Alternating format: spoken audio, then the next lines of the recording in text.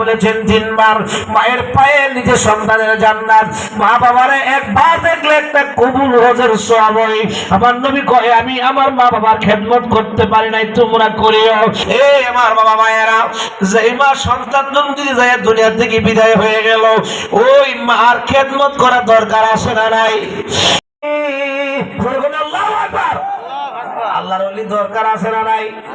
আল্লাহর ওলিদের দরকার আছে না নাই? এই দুর্গন্ধ আছে না নাই? নিঃসন্দেহে দরবারে আর তো রেহাই দেওয়া যায় না। সে তো আসছে আমার মান সম্মান নষ্ট করার জন্য। এবার সর্বদিন বলি সে কলমদার রহমাতুল্লাহ আলাই ফানের সাবানা দিছে, এটা খেলাও খেতে দাও গা, আল্লাহ আপনার কদম ছাড়ব না, জীবন ভর আপনার গোলামি করব। হুজুর তার বাপ মারে আমরা কি বুঝ দিব? হুজুর কই এই রুহ দেওয়ার মালিক কেনা রে? ও আল্লাহ। ও দেওয়ার মালিক কেনা? কো আল্লাহ। তা আল্লাহর কাছে যা। আল্লাহু আকবার। আমরা আল্লাহরে পাবো কই হুজুর?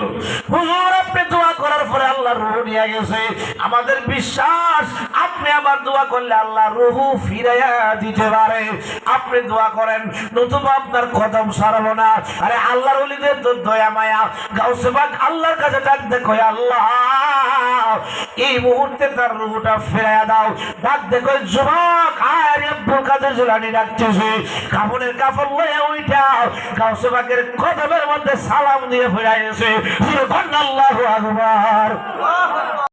ছেলে মেয়ে হয় না হুজুর, আপনি দোয়া করলে তো আল্লাহ ছেলে মেয়ে দিতে পারে।